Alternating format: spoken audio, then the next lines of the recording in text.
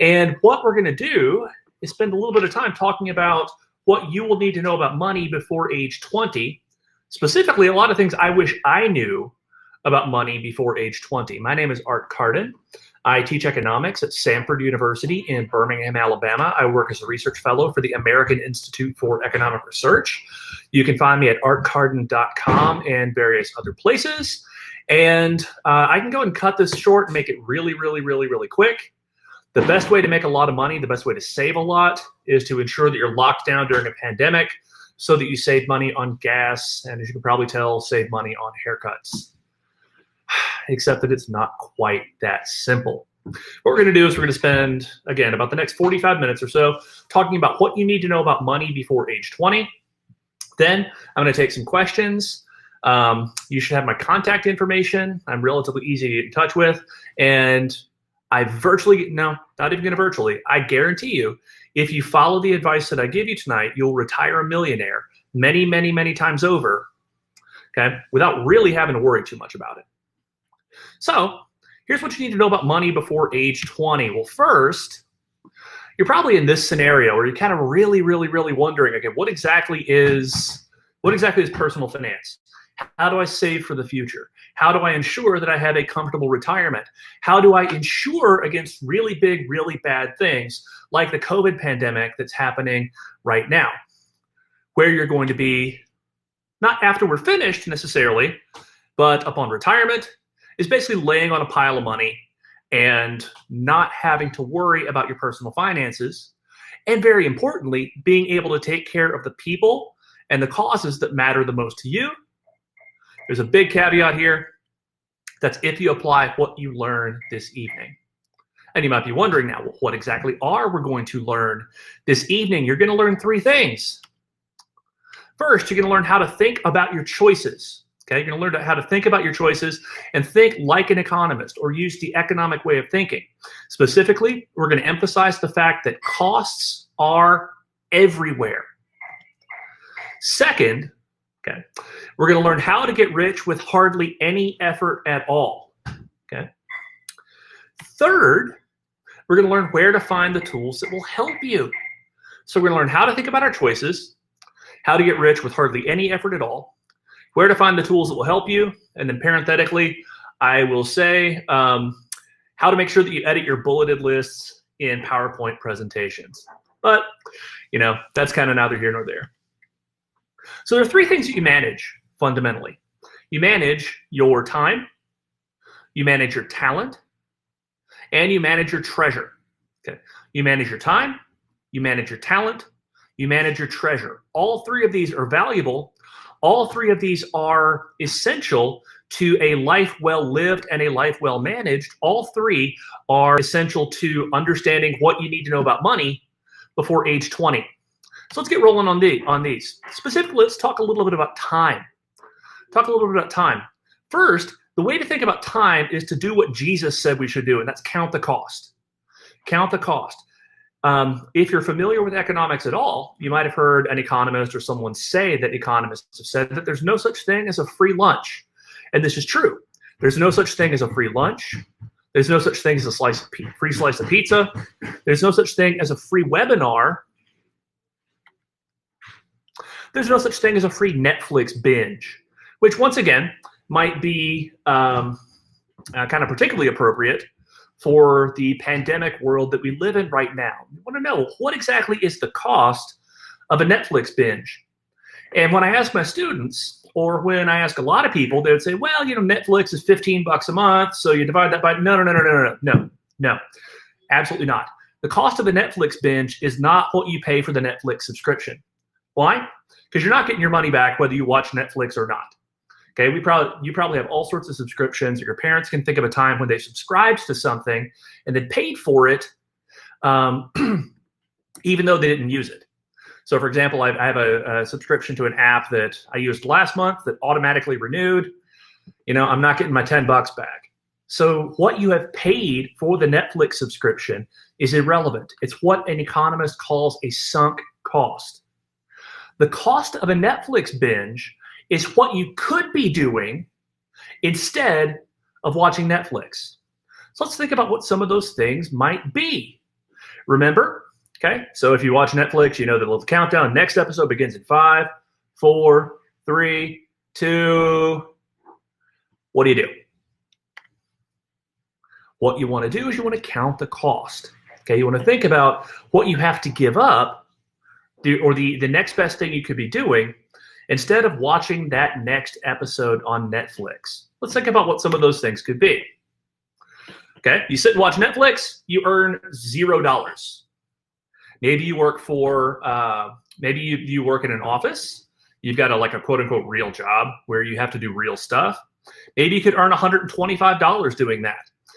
When I was in middle school, and high school, I worked at a country club, and I caddied. So the opportunity cost to me of a 4-hour Netflix binge would have been the money I could have earned carrying golf clubs at the golf course.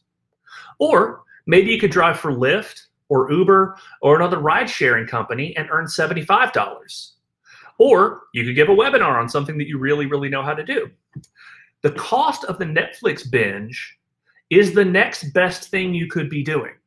And in some cases, that's going to be earning money. Okay. In some cases, that's going to be earning money. Now then, once again, you want to count the cost. You want to count the cost specifically in thinking about what you're giving up in order to sit on the couch and watch Netflix, in order to attend a webinar, when you're in college, in order to go to class, in order to fill in the blank. Now then, you might wonder, does this therefore mean that I should spend exactly no time whatsoever ever watching cartoons, ever watching TV, ever vegging out in front of Netflix? Well, no. I mean, you should rest. You should definitely rest. This is not suggesting that you should never rest, that you should work all the time. You can think about this in terms of something like sleep. For example, the opportunity cost of an hour of sleep, you might say, well, it's the money I could earn driving for Uber or Lyft. But if you end up seriously sleep deprived, then that's going to create a lot more problems than it solves. So you do want to count the cost, all the while making sure that you know that an important part of good stewardship of the self is maintaining your energy. Sitting on the couch and watching Netflix, that's fantastic for a little bit. Okay, if you're doing it all day, every day, then maybe there's something else you could be doing. And indeed, the return on investment in spending your time doing remunerative things, mowing lawns for money, giving webinars, doing people's taxes, things like that, is going to be pretty considerable. Okay, so you want to count the cost. If you're spending 4 hours a night watching Netflix, then you might want to think about the fact that you could be doing something else with those 4 hours. You could be earning money, or you could perhaps be studying, preparing for the career that you're going to have at some point in the future, where you will presumably earn what I would hope is a pretty decent amount. This raises a really, really important point about bargain hunting. Bargain hunting isn't always a bargain. This is really, really important. Bargain hunting isn't always a bargain. So you might have a sale on toilet paper. You've probably seen or at least heard of those hoarders TV shows. Or there's a TV show about extreme couponing, or at least there used to be. And people who are into extreme couponing print a lot of coupons, they clip a lot of coupons, and they spend an enormous amount of time and energy shopping to get what they think is the best deal on something. The problem, though, is that just like sitting on the couch and watching Netflix isn't free, going to the grocery store isn't free, sitting with a newspaper and clipping coupons isn't free, looking for the best deal you can get isn't free. It's important to remember, once again, bargain hunting isn't always a bargain. You have to spend what is probably your most valuable asset, your time, hunting for bargains. If you end up like this guy and you buy more toilet paper than you know what to do with, you have to pay to store that toilet paper. Maybe you've got the space in your basement you could be using for something else, and your basement's going to be part of your mortgage. Bargain hunting isn't always a bargain. One of the things that I know a lot of people think is that if they do something themselves, they're saving money, and that's not always going to be the case. Baking your own bread, is expensive. Growing your own vegetables is expensive. Searching for cheaper gas, that's expensive. Now, XKCD is one of my favorite webcomics, and one of the reasons for it is because, well, I mean, obviously it's brilliant, but this particular installment illustrates this point very, very nicely. Okay, where we have one character who says, "Why are you going here? Gas is 10 cents a gallon cheaper at the station 5 minutes that way." And he says, because a penny saved is a penny earned. And the caption here is accurate. If you spend 9 minutes of your life to save $1, you're working for less than minimum wage. I think that's an important thing to keep in mind. Several years ago, I was standing in the checkout line at the grocery store, and I picked up one of the magazines that's next to the cash register and was kind of flipping through it. And it had this article that said that you could save enormous amounts of money by growing your own vegetables.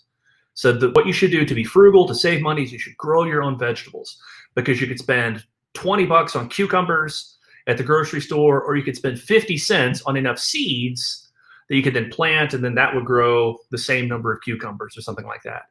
And at first glance, it might seem like a bit of a no-brainer, but really and truly, it's a bit of a no-brainer. Why? Because what I want you to do is think hard and count the cost.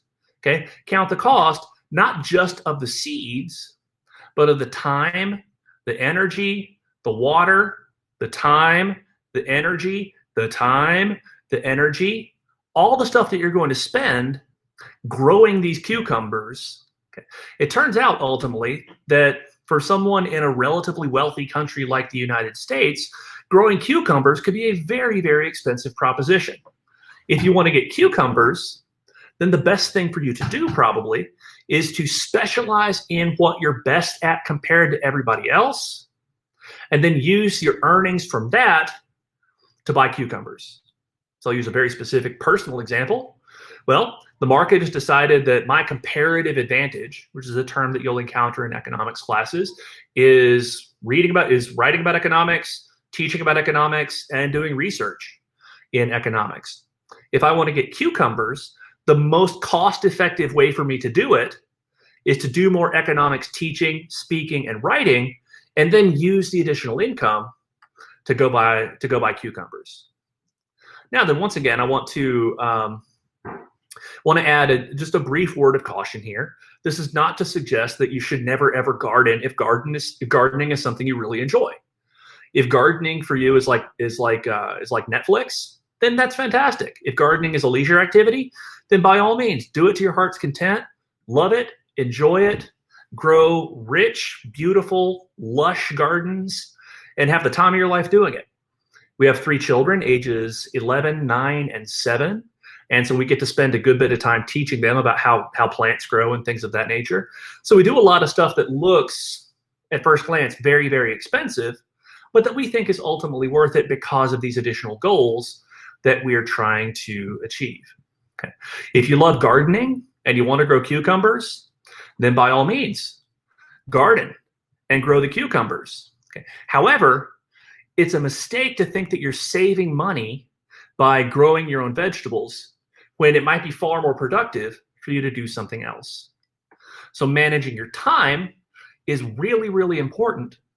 Managing your time is the first step toward understanding all the stuff I wish I knew about money before age 20, and all the stuff that you're going to know about money before age 20.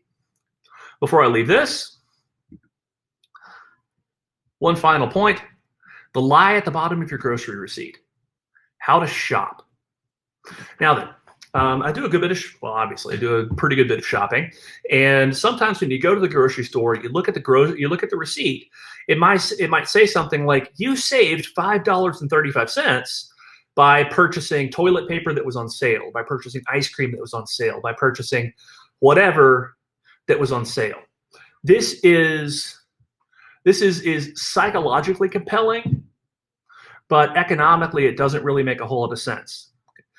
To the extent that you saved anything, it's that you saved the difference between the maximum you would have been willing to pay and the price that you actually paid. So again, let's use toilet paper as an example because first of all, that's what everybody's going crazy for in the COVID-19 pandemic. And second, because that's the picture that we've got of this guy trying to decide whether he wants to buy extra toilet paper because it's on sale. Let's assume for sake of argument that each of these rolls of toilet paper is $2. They normally sell for $2.50. So if he buys 10 rolls of toilet paper, he's going to spend $20 for what he otherwise would have spent $25 on. And it might say, the bottom of his grocery receipt is going to say, you save $5 by purchasing this on sale toilet paper. He didn't actually save $5.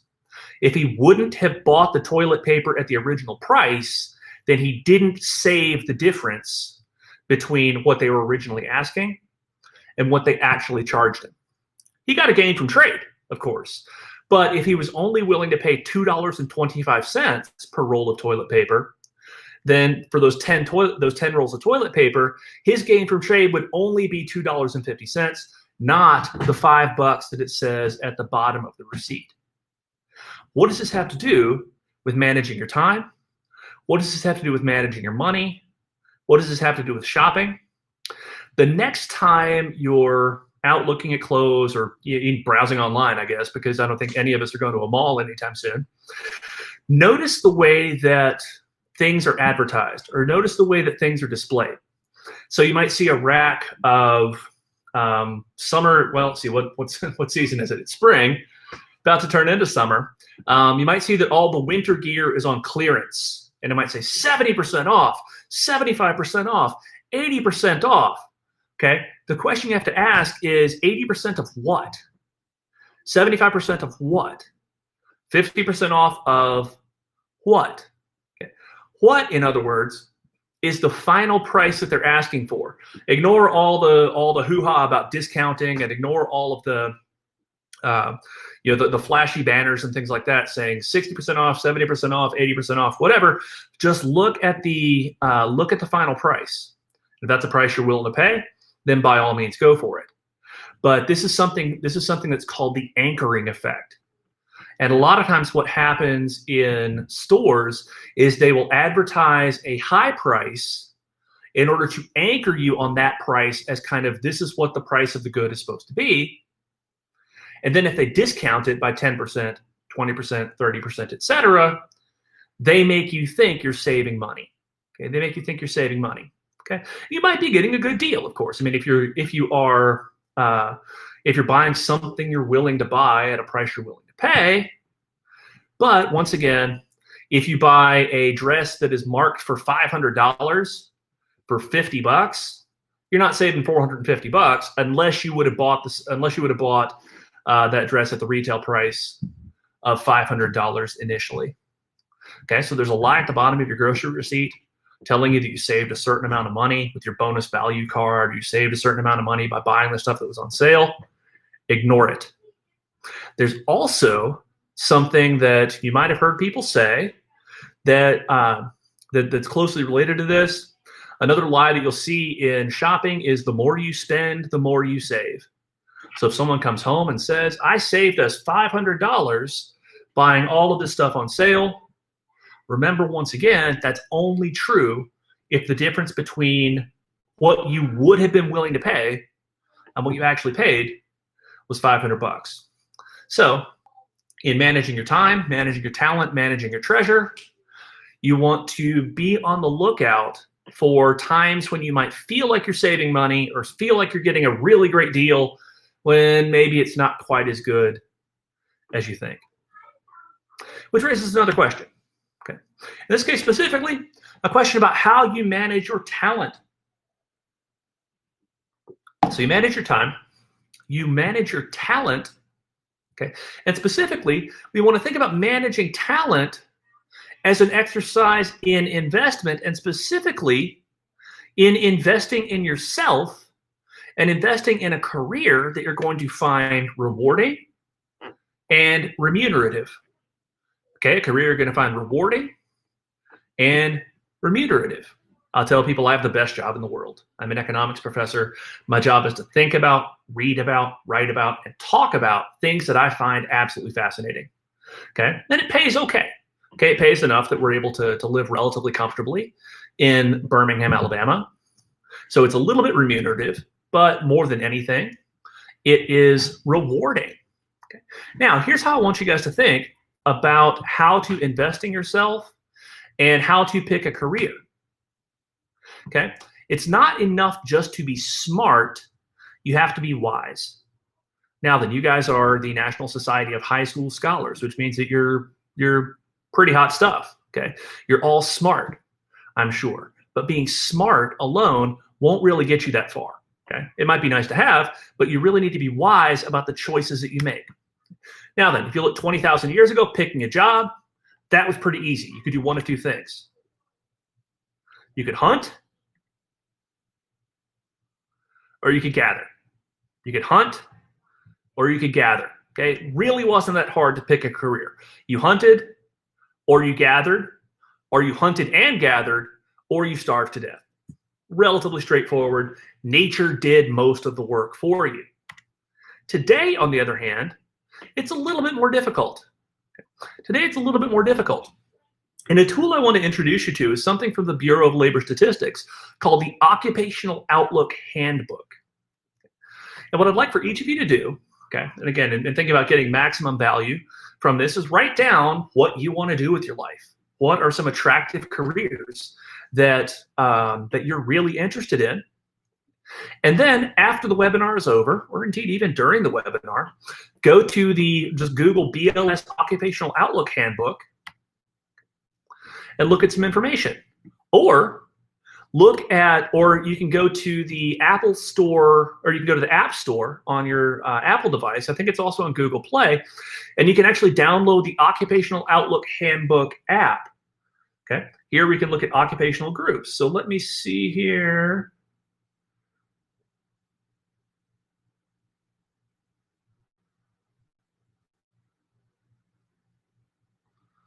Okay, there we go. Okay. So I have the Occupational Outlook Handbook on my phone, and there's all sorts of really great stuff you can find out using the Occupational Outlook Handbook. So let's look at a couple of different careers that are listed in the Occupational Outlook Handbook as we think about how to manage and develop our talent. Well, think about food preparation workers. Food preparation workers, people working at McDonald's, people working in kitchens at Applebee's, things like that. In 2018, median pay in this industry was just under $24,000 a year. So you can learn how much people in this industry make on average. You can learn what the job outlook is over the course of the next 10 years, roughly. Okay, this is 2018 to 2028. I think those are the most recent data available, unless they've been updated. Careers in food preparation are going to increase at a rate of about 8%, which is faster than average. You can see how many people work in the industry, the kind of entry-level education you might need, the kind of on-the-job training that happens, and the kind of work experience you might need in a related occupation. Okay, so the food service industry makes about you can expect to make probably about $24,000 a year, which is really, frankly, not that great. You could try to become an actor. And acting is great fun, and the arts are really, really fantastic. But if you decide that you want to be an actor, well, once again, you might want to look at the Occupational Outlook Handbook and see what actors make. Well, first of all, there aren't really that many jobs for actors in the United States, about 64,500. Okay, it's about a tenth, roughly, give or take, of the number of people in food service. The median pay is $17.54 an hour. And the job outlook is really not that good, okay? It's going to increase a teeny little bit. Okay? It's going to increase a teeny little bit, but it's probably not going to increase a whole lot. So in thinking about preparing for or selecting a career, again, this will give you an idea. This will give you some ideas and help you go into it with your eyes wide open. Let's look at a third career. Economists. Economists, let's see. Let's look at economists. What do economists do? Okay, so median pay for economists, a little over $100,000 a year, about $50 an hour. In 2018, there were 21,000 jobs for economists. Entry-level education for most economists is a master's degree. You don't need a whole lot of work experience in a related occupation. On-the-job training, well, it's going to depend on who you're working for, and the job outlook is faster than average. So one way to think about what this information is telling you is it's telling you the market's estimations of the value of the next person with an economics degree, the value of the next person to become an actor, the value of the next person to go into food preparation. Economists do a lot of fairly heavy-duty quantitative work. One way that you can think about this is that it's the market's way of begging you, in a sense, to become a math person. So using the Bureau of Labor Statistics Occupational Outlook Handbook, you can get an idea of, say, what kinds of careers are open for somebody with your passions. Okay. You can also get some ideas of what kinds of careers are open for people with your skills. And you can also see the kinds of trade-offs that might be in store if you decide, say, that you really, really want to follow your passion and go to Broadway and try to make it big as, I don't know, in the touring production of Hamilton or something like that. This is one important way of thinking about investing in yourself, is looking to see what the returns on different investments will be. To become an economist, return on investment, frankly, is pretty good. Actors in food preparation, not so much. Again, that's not to say that you shouldn't do these things or that they're not valuable or important.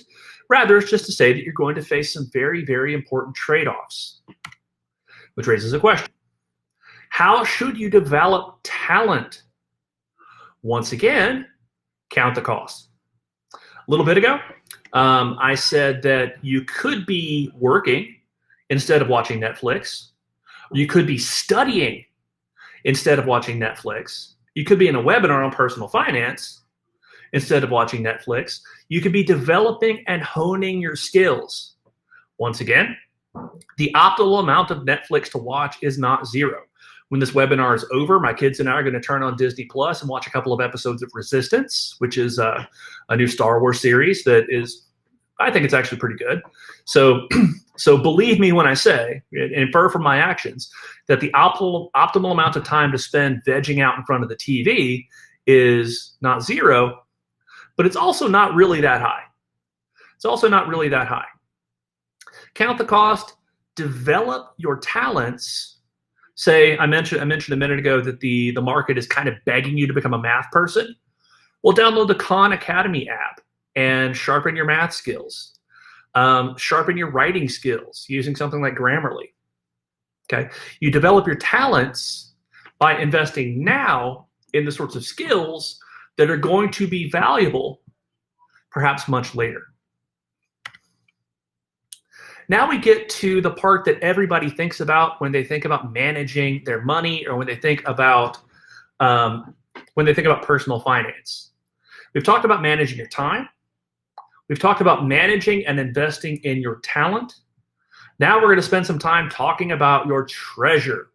And I've thought about actually titling this part of the talk, How I Learned Everything I Need to Know About Managing Money by Losing $1,500 in the Stock Market when I was in high school, back in the 1990s, when $1,500 really was a lot of money.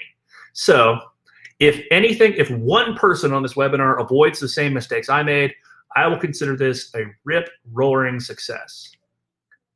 So there's 3 different ways to think about managing your treasure. You can think about getting more treasure. You can think about guarding your treasure. You can think about growing your treasure. So once again, you're probably pretty confused. Okay, you might be relatively, and personal finance is perhaps pretty intimidating stuff. After you make years of wise investment decisions, which it turns out are actually a lot easier to make than you might think, again, you end up on the pile of money where, and this is really, really important, you're able to take care of the people and the causes who matter to, or the people and the causes that matter to you without having to worry about whether you're going to have a roof over your head, clothes on your back, and food on your table. So let's say a couple of things now about getting treasure. How to work. How to work. Work hard, work often, work intensely, work intentionally. Okay? Managing your time is very important, obviously, to getting treasure.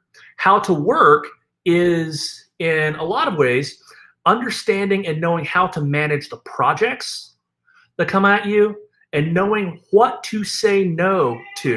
Okay? Because very much like, in very much the same way that the cost of a Netflix binge isn't zero, when you say yes to the next invitation to go out for coffee, or even the next work opportunity, the next article somebody might want you to write, the next report or presentation somebody might want you to give, you're giving up again, perhaps the opportunity to do something else. So if you'll allow me to sound like your guidance counselor for just a second, part of getting treasure and part of knowing how to work is knowing how to say no to good things so that you can say yes to great things. How to shop? Okay. Well, once again, we've covered this for the most part in thinking about how you manage your time. Okay. Well, you want to shop in such a way as to understand that that your time is very, very, very, very valuable. A couple of quick principles on this that I've learned. One, don't spend a whole lot of time looking around. If your time is really, really valuable. Driving a few minutes to save 10 cents a gallon on gas is almost certainly a waste of your time. Perhaps more importantly, paying for quality is I would suggest, a really, really good practice, and something that I wish I'd known about money before I was 20 years old. I used to buy cheap pens, for example, thinking I was saving money and doing something wise by buying cheap, crappy office supplies. Okay, well, the way that I put it before to different audiences and different groups is to say that life is too short and you're too productive to mess around with crappy office supplies. So the way that my mom put this was, don't step over nickels in order to pick up pennies. Okay, how to shop? Don't spend a whole lot of time looking around. Recognize that your time is valuable too. And it is very, very important to pay for quality. Now then, I want to say a couple of words about guarding your treasure, how insurance works. Well, one way to insure is to save, okay? And then also you're going to need to buy insurance on your life. You need to buy insurance against accidental dismemberment, which that's a nice morbid thing to think about right now. And you're going to want to buy insurance on things like your home, okay? Because we live in a relatively risky world. And insurance helps us to mitigate those risks. Insurance helps us to mitigate those risks by allowing us to pay a premium to an insurance company. Okay. And then that insurance company pays out to us in the event that something really bad happens. Now then, here's the thing about this that's fascinating. So right now I'm 41 years old, and every year a certain number of men who are 41 years old are going to die. Okay, and that's, again, forgive me for being morbid, but it's the world that we inhabit. Insurance companies know this. We know this. The thing is, we don't know necessarily which ones of us are going to kick the bucket this year. And, dying at age 41 with an 11-year-old, a 9-year-old, a 7-year-old, a family, a house, etc., this will put my family in fairly dire straits. Okay. What I'm able to do, though, is I'm able to guard my treasure, and I'm able to guard their standard of living, and I'm able to guard their peace of mind by paying into an insurance pool. Okay, an insurance pool that a lot of other people pay into. And insurance companies know that out of that pool, some fraction of us are going to have something horrible happen to us. Okay. But we don't know necessarily which ones. We pool risk, we share risk, and we bear one another's burdens in markets for insurance. Life insurance, car insurance, homeowners insurance, all sorts of different kinds of insurance. And this is something that often gets overlooked. Is that a very important part of managing your money, a very important part of these sorts of things, a very important part of guarding your treasure, so to speak, will be making sure that you understand your insurance needs as well. And those are going to change over time. Okay. As someone, if you're relatively young, then you're probably not going to need a ton of life insurance, say. And you probably got a lot of years ahead of you. As you get older, you're going to want to change that a little bit. Okay, but you're going to want to make sure that you are insured against potentially terrible things that could happen, so that you can guard your treasure. I would hate for a house to burn down, and then still have to pay the mortgage on a house that had burned down, and not have anything to show for it. Fortunately, we have homeowners insurance, so if our house burns down, we do in fact get a check from the insurance company. This is a way of guarding our treasure and guarding our peace of mind. Okay. Now I want to say a few things about growing your treasure, specifically how to invest. And this is the part that, again, everybody really looks forward to, that everybody wants to hear. Unfortunately, it's a little bit boring. Okay, and by a little bit boring, I mean it's a whole lot easier than people think. I'm not going to tell you invest in this stock, invest in that stock, invest in the other stock, because to do so is a bit of a fool's errand. You want to follow a handful of very, very simple principles of investing, and you will never have to worry about money into middle age and retirement. Why do you want to save? Well, you want to save for a couple of reasons. Okay, the big thing that you're going to need to do is you're going to need to save at least some fraction of your income. You want to save, first of all, to insure.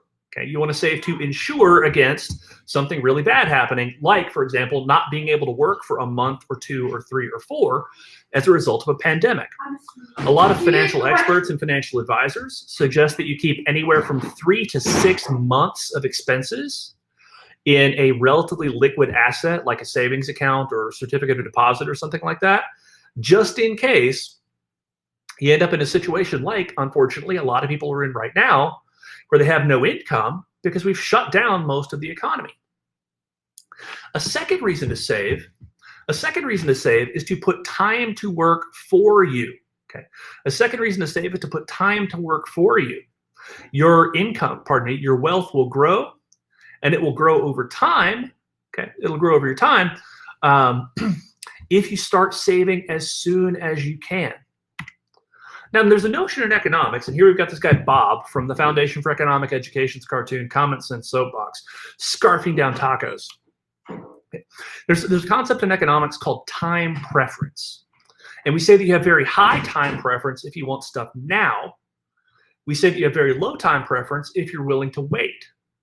Having low time preference or working on developing low time preference is a great way to help ensure that you never actually have to worry about money into middle age, old age, and beyond. because what Bob could be doing instead of scarfing down tacos is saving his money. Okay, could be saving his money, and this money could be growing. When should he save? He should start saving right now. There's an African proverb that says the best time to plant a tree is 20 years ago. Okay. The second best time is right now. First, I take a lot of comfort in this. At 41 years old, there's a lot of things. I look back and say there are a lot of things I wish I had done, a lot of things I wish I hadn't done, but a lot of things that I can do either today or tomorrow. The best time to start saving is as soon as possible, because you want to put time to work for you again. And how exactly do you put time to work for you? Well, you can use a handy mental trick called the rule of 72. Okay. And the rule of 72 is an approximation, and it tells you that the number of years until an amount of money doubles is equal to 72 divided by the rate at which the money is growing. I'll say that again. The rule of 72 says that the number of years until an amount of money doubles is equal to 72 divided by the growth rate. Okay, and that's really, really handy. So let's suppose that we have an investment that is growing at 9% per year. Okay, if we have an investment portfolio that's growing at 9% per year, that means that the value of that portfolio is going to double about every 8 years. So let's suppose you start with $1,000 at age 20. Okay, so stuff you wish you knew about money before age 20. You start with $1,000 at age 20. Okay, that turns into, again, using the rule of 72, doubling every 8 years. That's $2,000 at age 28. It's $4,000 at age 36. It is $8,000 at age 44, $16,000 at age 52, $32,000 at age 60, and then around the time that you retire, age 68, it's about $64,000. So this $1,000 you started with becomes $64,000 at retirement, thanks to the magic, so to speak, of compound growth. Now, how do you want to save? Okay. You want to save not with taco meat. Again, there's a really excellent set of cartoons that the Foundation for Economic Education has put together, in which this particular character, Bob, goes to the future and he tries to use taco meat to buy stuff, specifically unrefrigerated taco meat. Unrefrigerated taco meat is going to be a pretty lousy investment because it depreciates very, very, very quickly. Okay? It depreciates very quickly. It rots, in other words. Okay? And it's really not going to be worth a whole lot when all is said and done. Instead of investing with something like rancid taco meat, you're going to want to invest with financial assets like stocks and bonds. They can become worthless, certainly, but they do so with a much lower probability than something like taco meat. So, what are stocks? What are bonds? And why do you want to invest in them? Let's start with a stock. First, a stock is a share of ownership in a corporation. Okay, if you own a share of stock, then you're entitled to a share of that corporation's profits. If you own a share of stock in Amazon, then you're entitled to a share of Amazon's profits every year. If you own a share of stock in Apple, you're entitled to a share of Apple's profits every year. Okay, these offer relatively high returns, but they're relatively risky. A safer asset, but an asset with a lower return, is a bond. And a bond is a loan. So you can buy corporate bonds issued by companies like General Motors. Okay, and in that case, you're entitled not to a share of their profits, but to principal and interest payments. Or you can buy savings bonds from the US government. Okay.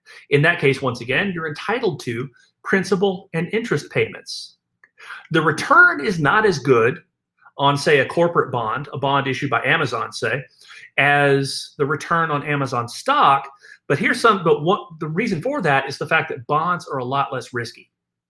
If you're a bondholder, you get paid first. Okay, whether you want to go with stocks or bonds is going to depend largely on your risk preference and largely on the amount of time between now and when you are going to need the money. So now the big question, which stocks and bonds should I buy? The answer, unfortunately, is I don't know. There's something called the efficient markets hypothesis. And the efficient markets hypothesis says that all of the relevant information, all the relevant publicly available information about a firm is going to be baked into its stock price. So it's going to be baked into the price of an asset very generally.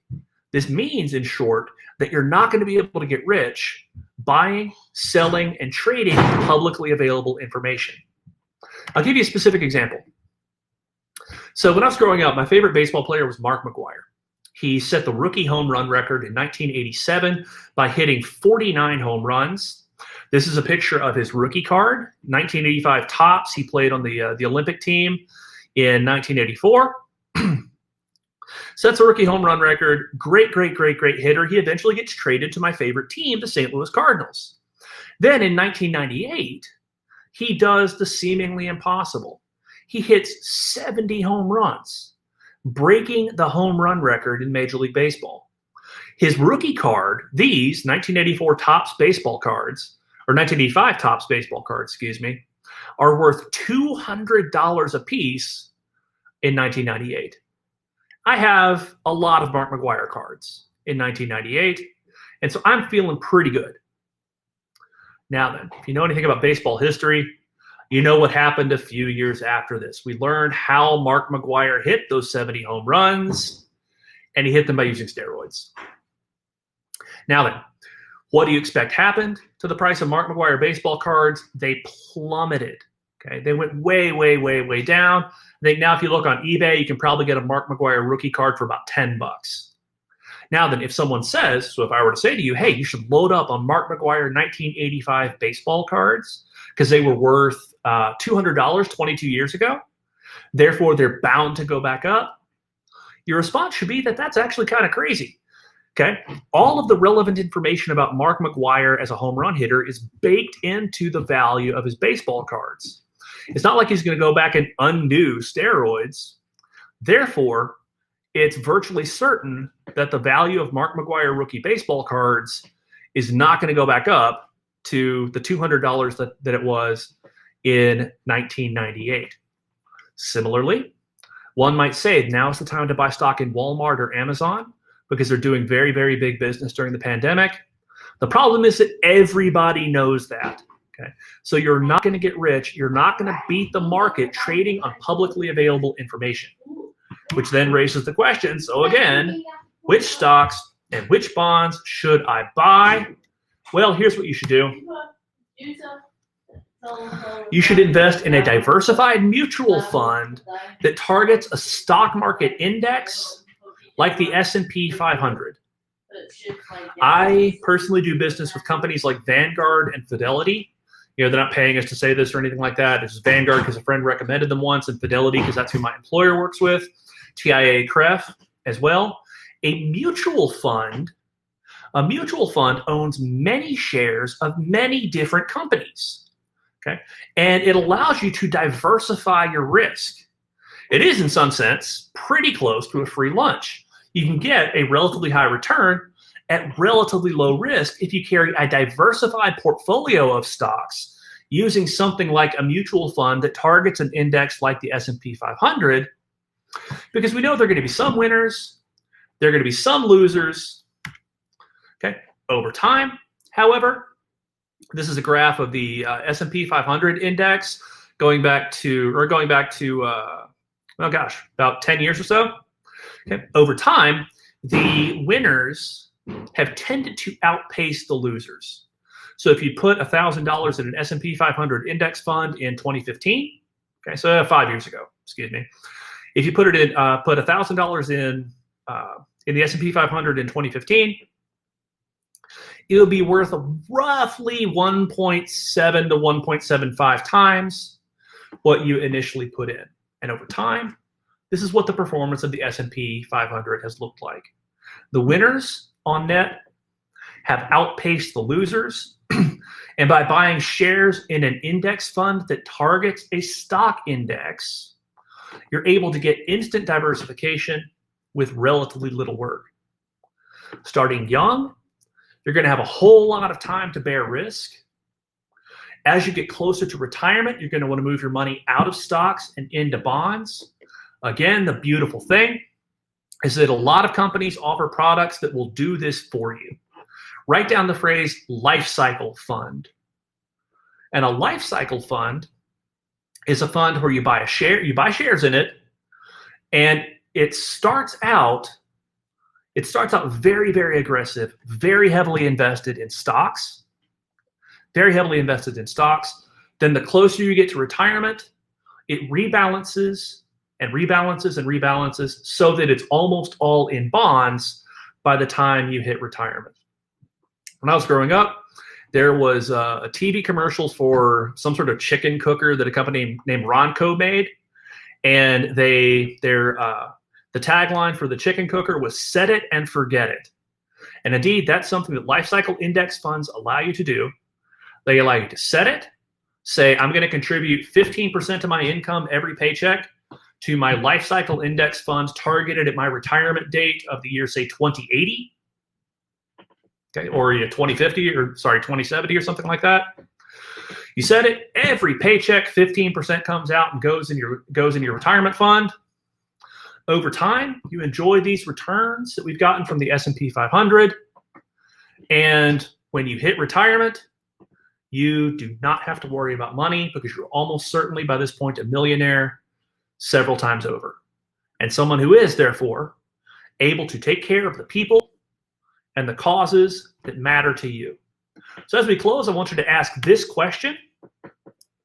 As you leave, what is the next wise choice? Maybe now you're not going to be able to actually open an investment account or something like that, but make sure that at your earliest opportunity, as soon as you have a paying job, that you are contributing to a retirement fund. Because once again, there are going to be a lot of things you'll need to take care of in old age, a lot of people you'll want to support, a lot of causes you'll want to support, a lot of things that you'll want to do. And by following these relatively simple principles, you'll be able to do those things. Now then, there are a handful of resources here that you can look at. You can look up incredible resources on personal finance at the available on the internet. I would like if we can post the post survey here. So that should come up in a second, and you have a little button to click where you can take the post event survey. But there are a lot of resources online that can help you. Okay, there's the button. The St. Louis Fed has a budgeting 101 class. Mint.com is the particular tool that I use to manage my finances. The Council for Economic Education has a lot of great resources. There's this really interesting game called genirevolution.org that reinforces some of the ideas we've talked about. You can probably still find on Udemy a course on personal finance I did for learnliberty.org several years ago. Marginal Revolution University and cashcourse.org both have some amazing resources. And again, there's the Bureau of Labor Statistics Occupational Outlook Handbook. So what I'm going to do now is I'm going to turn to the chat and answer some questions for about the next 7 or 8 minutes. Let's see what we have. All attendees will receive a recording of this webinar after the session concludes. Fantastic. Okay. What is the name of this app? Occupational Outlook Handbook. Outlook Handbook. Career info. What is the other thing we could be doing if you don't have a car, don't have a job, and aren't getting hired? What do we do? Is it all one big hypothetical situation? No, it most certainly is not. Okay, and this is a really good question. It's a really good question. Because you could be, well, let's just use one example. You can earn money on a service called Amazon Turk, where you can fill out surveys, basically, for money. And you can help researchers and things like that. Or, and this again is really important for someone in your situation, if you don't have a car, don't have a job, not getting hired, you can work on developing the skills that will make you a more attractive prospective employee at some point in the future. So maybe you're not getting paid now, but if you're studying math and getting better at math, then you are putting yourself in a situation where you will be getting paid with a capital P a little bit later. Let's see here. What should we be looking for in insurance companies? Odds are your employer is going to have an insurance company that they work with, and that's who's going to do most of your insuring. So part of your compensation package actually is going to be that they will help you find. They will basically select insurers for you. When should one start getting their own insurance? Well, okay, once you're old enough, once you're off your parents' insurance, basically. And I think you can stay on your parents' insurance now until age 26 for health. And then past that point, you'll need to start getting your own insurance. Books he would recommend reading. Yes, many. There's a guy named Ramit Sethi who has a really great book called I Will Teach You to Be Rich. And it is, first of all, very entertaining. And second, very informative. So I would encourage you to read that. There is also a book by two economists named Dwight Lee and Richard McKenzie, and I cannot for the life of me remember the title of the book. I think it's something like 8 Things to Do. Yeah, I'm just going to Google it because I'm really not sure why I wouldn't. Okay, so let's see here.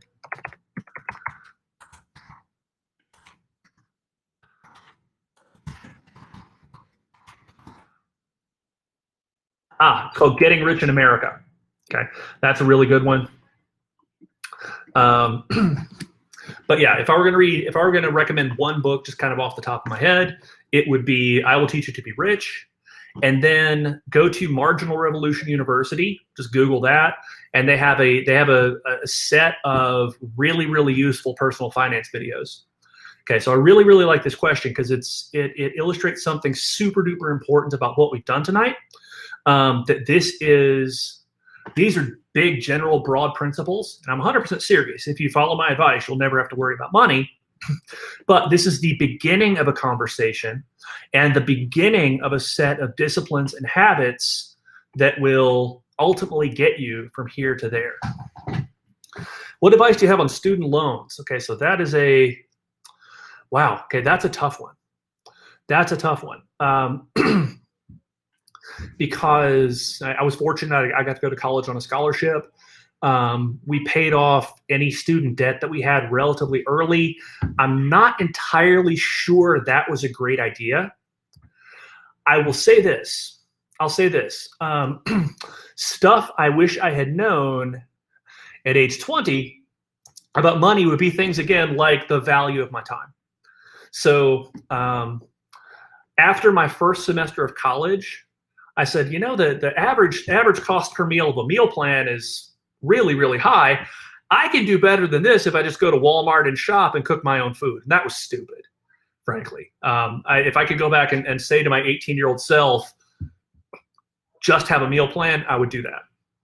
So that's actually an example of where borrowing money may not be a bad idea. If borrowing money helps you live on campus and helps you have a meal plan so that you can devote more time to study, so you can devote more energy to study, and this is really, really important, so that you can take sort of a lot of stuff off your mental plate, like having to worry about what's going to be for dinner, then that might be a really, really good use of resources. Very informative. One question: you lost $1,500 because of baseball cards. All right, I'm glad you asked because I realized I didn't actually talk about the stock thing.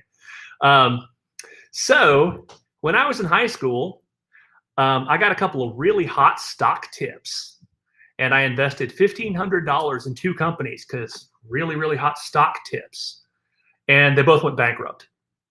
So I lost $1,500 trying to pick individual stocks instead of following the advice I just gave you, which is investing in mutual funds. Let's see here. This would have been about 1995 or 96.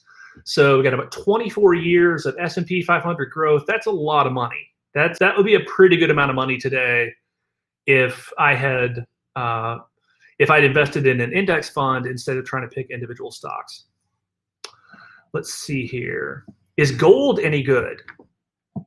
I have owned gold before. I would say no. I would just say put your money in stocks. If you want to own gold or you want to invest in gold, you can do that with gold mutual funds.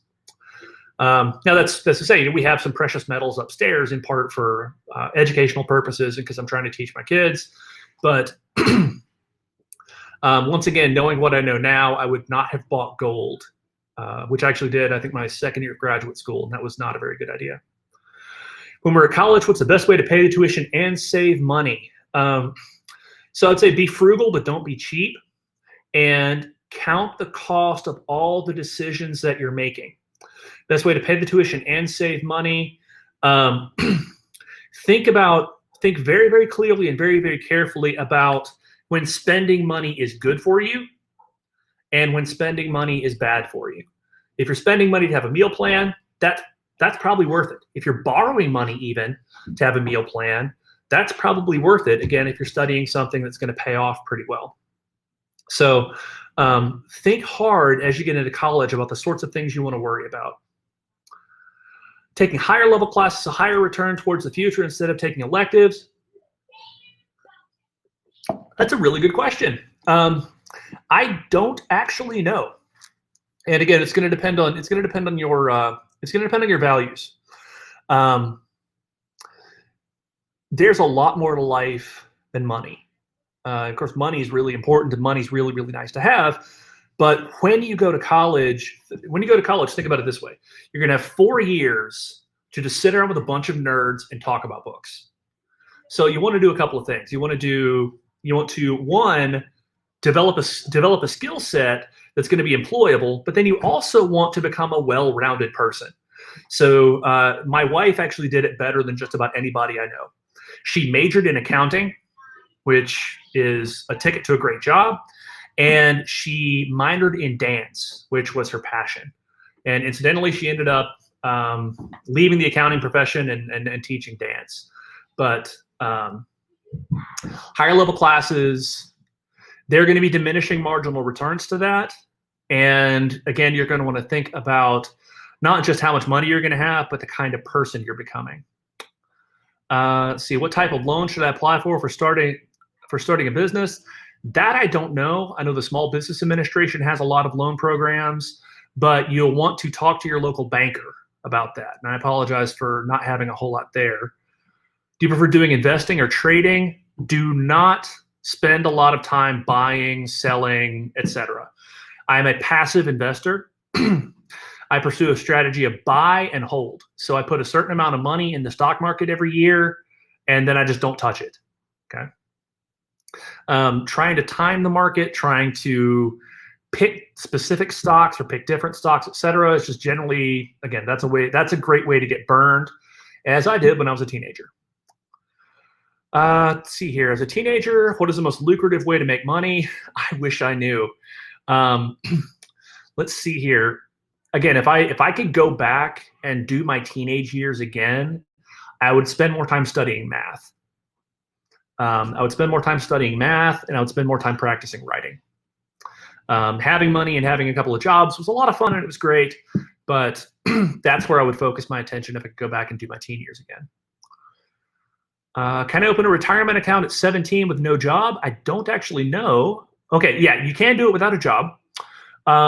Using your savings, you would probably need to get your parents to help you with this, but you can go to Vanguard or Fidelity or any of these companies and open an individual retirement account. And I would suggest that you open what's called a Roth IRA. And a Roth IRA is where you are taxed now, but then you pay no taxes on the growth. So you pay taxes now where your tax rate at age 17 is very, very, very, very low. And then it grows tax-free for the rest of your life. It's a great deal. How should we go about opening up a credit card for the first time? My gut reaction is to say don't. But opening up a credit card, see if you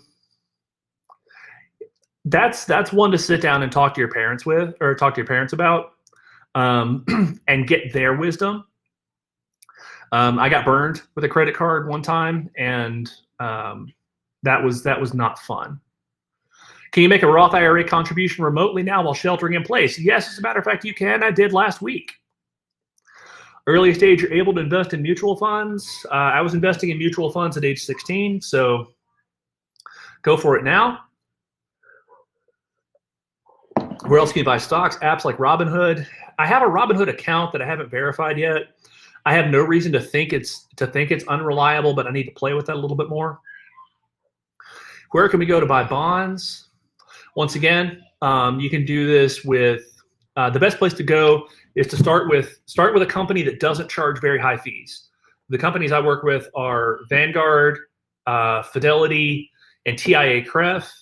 I know Charles Schwab, T. Rowe Price, a handful of others offer a lot of low-fee mutual funds. Okay, and I'm a big believer in mutual funds because they give you instant diversification. So if I were going to put money in bonds, I would be looking for a bond fund. Best fund to put money into, a 401k, Roth IRA, they're basically the same thing. Roth IRA, you can get, so a 401k is attached to your employer in the for-profit sector. A 403b is basically, it's a 401k for nonprofits. So for you guys right now, you probably want to open a Roth IRA. You can invest in mutual funds from online stockbrokers that you use to trade normal stock. Yes, I believe you can. But once again, I think it's a lot easier just to go to a company like a Vanguard or Fidelity and open an account with them. Is it worth Is it worth looking for the best insurance to get most of value, but not money for better protection? That's going to depend on your preferences and the risks that you take. I hate to offer a not entirely informative answer like that, but this is the sort of thing that's going to become a lot more important when you actually have assets to protect and when you have a family. Do I prefer whole life or term life insurance? I don't have a preference. Let's see here. How did you come upon this knowledge and why did you get into it in the first place? So a lot of this actually, I really started studying this when I was in graduate school in economics, and my wife got a job that had a retirement account attached to it. So like age 4, roughly. I had been saving and investing a little bit, but that's when I really got serious about it. Was when my wife's job had a retirement fund attached to it. And why did I get into it in the first place? Well, first, I like having nice things, nice-ish things, goods and services. And I also really value being prudent. So I like the fact, so just to use this, for example, I like the fact that, right, I get a great deal of peace from the fact that during the pandemic, my family is okay because of the decisions I've made about the career I pursued and the